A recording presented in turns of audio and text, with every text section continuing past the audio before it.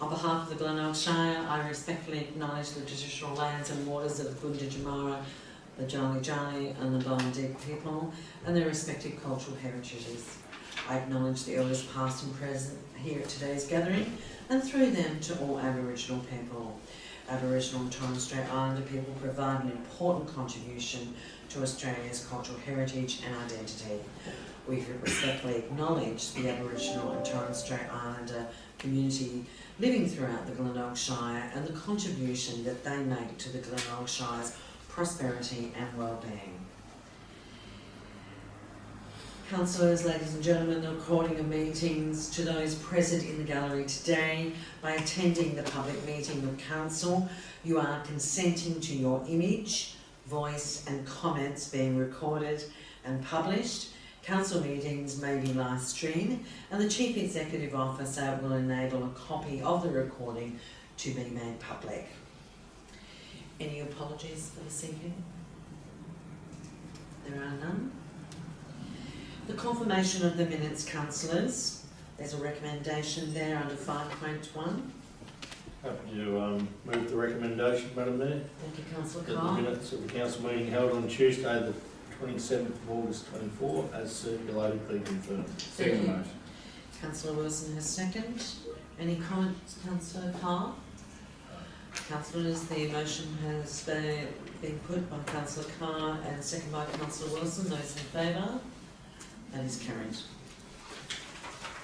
We'll move on to 5.2, the record of councillor briefings. Councillor Robert McDonald. I'll make the recommendation, Madam Mayor, that Council receives a record of the councillor briefing held on the 27th of August 2024 and 10th of September 2024.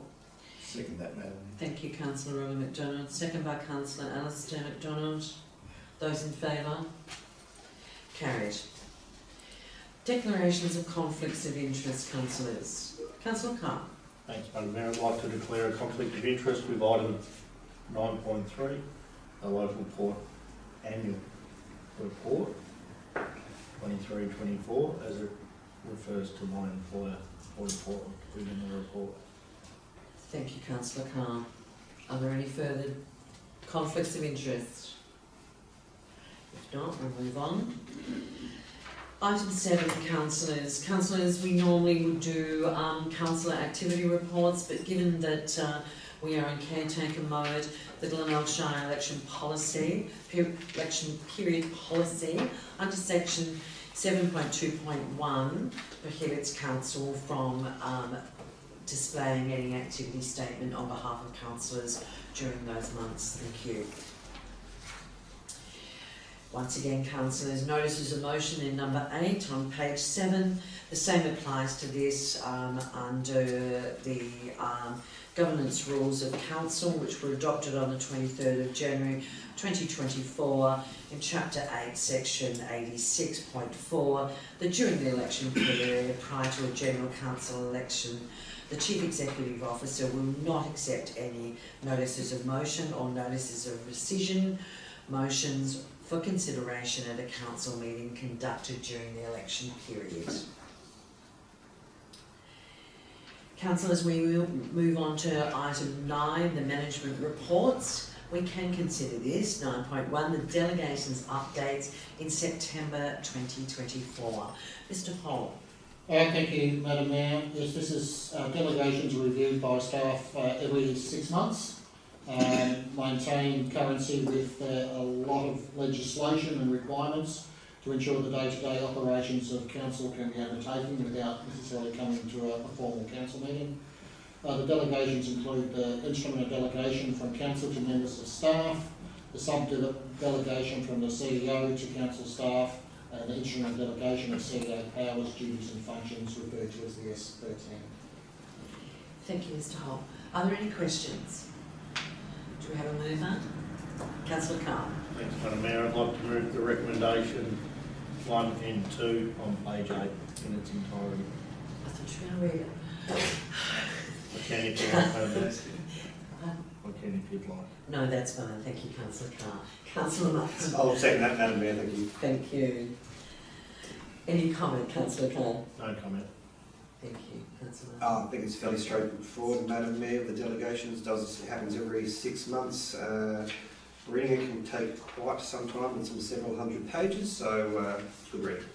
Thank you. Comprehensive, isn't it? Very comprehensive. Thank you. Councillors, the motion as tabled on page 8 has been moved by Councillor Carr in its entirety and seconded by Councillor Martin. Those in favour? Carried. Councillors, will move on to 9.2, bushfire places of last resort. Mr Hall. Thank you, Madam Mayor. The bushfire place of last resort is legislation under the CFA Act. The obligations are outlined in there. Annually, Madam Mayor, the council requests the CFA undertake a radiant heat assessment of all the bushfire places of last resort that are surrounded by the Glenelg Shire. That must be undertaken by the end of August. Regrettably, the CFA has advised council officers this year that the bushfire place of last resort at the Nelson boat ramp no longer meets the requirements under the CFA Act, and under the legislation, if council becomes aware of a non-compliant bushfire place of last resort, it must decommission. Council staff have been in contact with the landowner, being the community management at Nelson. There is actually 2 bushfire places of last resort in Nelson. This one at the boat ramp is the smaller one, which will no longer be required.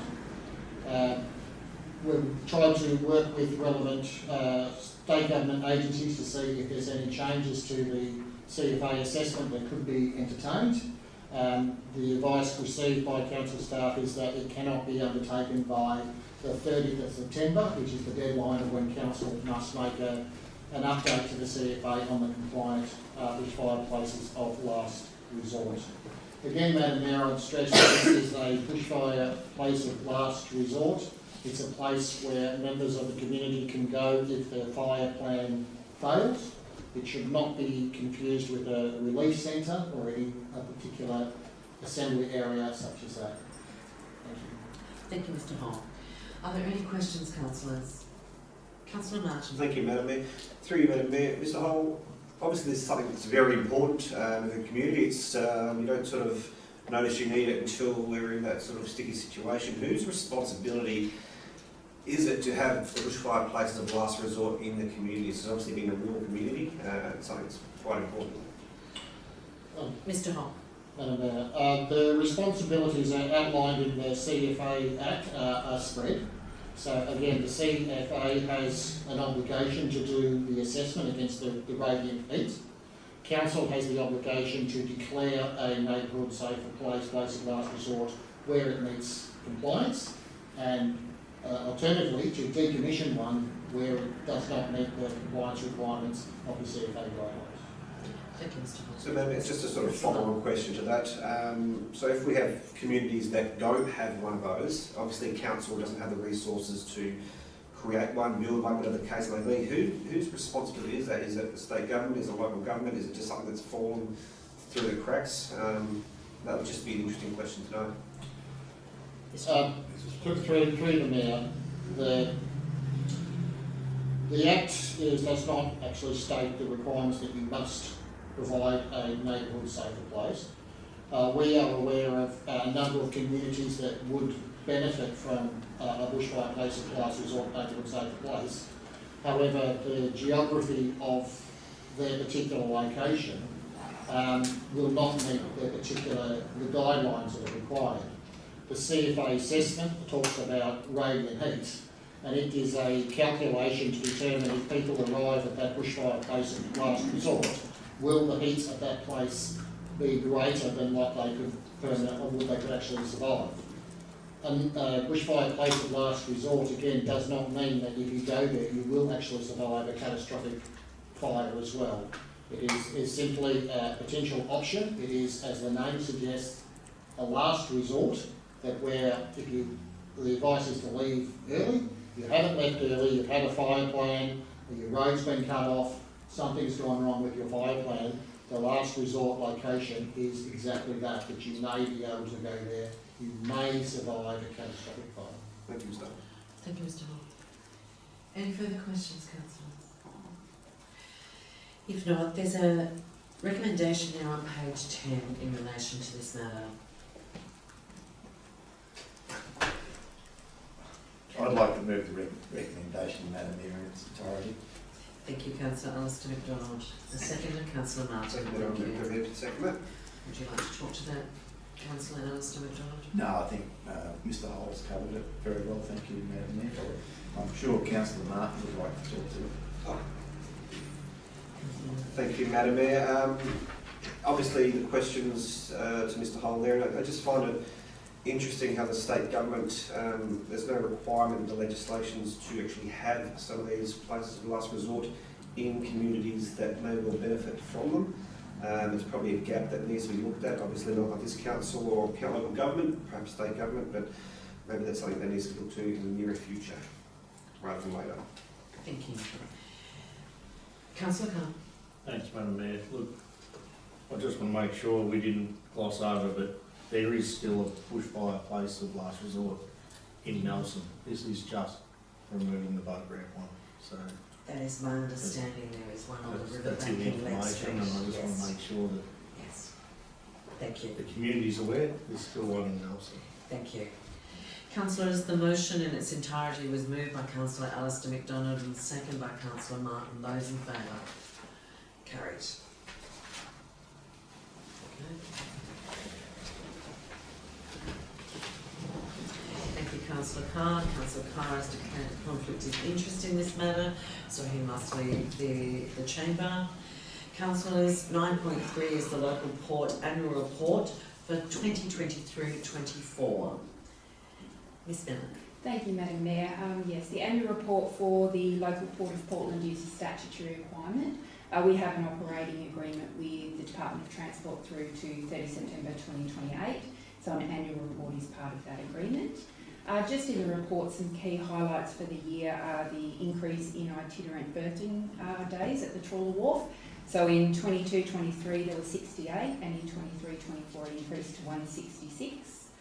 We've also got the Trawler Wharf fuel facility project, which will be underway soon and completed by the end of 2024, and that's to assist with safe and efficient refuelling at the wharf. It's a $375,000 project funded by the Department of Transport as well. At the Trawler Wharf, we also have some safety works being undertaken. We've got the installation of the boom gates, where we've got that interaction between the public and the commercial fishers, so to make sure that area is safe. That's around a $10,000 project, also funded by the Department of Transport. Also, there's been no major safety or environmental incidences on the local port during that financial year. And one of the ongoing challenges is the number of unused vessels, berths, taking up space, and we do have a plan in place to work through and manage that. I'll just point out that the commentary in the report does refer to some council assets as well as the state government asset of the port and the wharf. However, the audited financials are around the wharf and the local port only, so not the council assets of the marina, etc. So that's why you may see a difference between the budgeted amount and the audited amount. I'm happy to take any questions now. Thanks, Ms Miller. Questions?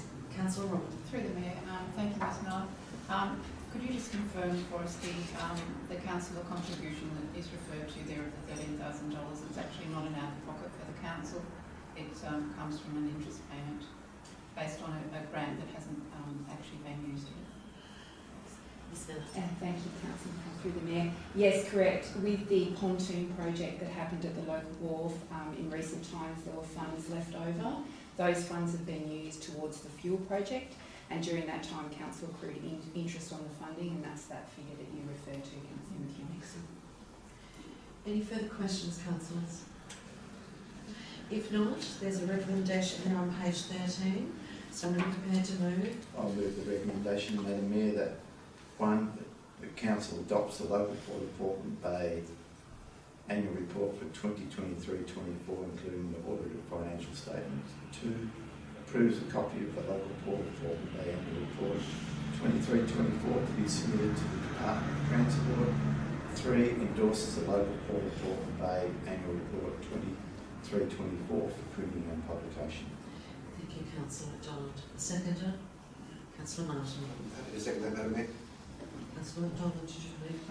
Again, Madam Mayor, It's great that the local court's breaking even again at no significant cost to the council except $1,000, which is a fantastic outcome. Well done. Your time this year. Well done to the port management, the local port managers. Thank you, Councillor. Thank you, Councillor Madam Mayor. Yeah, I just wanted to highlight, obviously it's quite popular topic at the moment, is the boom gates that were installed on the wharf. And if you look into this report here, while there's no major accidents, you look at 3.1 of the report and it actually highlights a few little incidents that did happen. Now, this is an industrial area, Madam Mayor, so I can understand why there was a request for the council to put boom gates on there. We don't want to see, obviously, people injured, and then we don't want to have that liability as well. So while I can understand it's inconvenience for some, we obviously have to listen to the users that use it in a commercial capacity and take their recommendations. So It does form part of a commercial port. it does. Right, thank you. The motion has been moved by Councillor Alistair McDonald and seconded by Councillor Martin. Those in favour? Carried. Thank you, Councillor Wilson.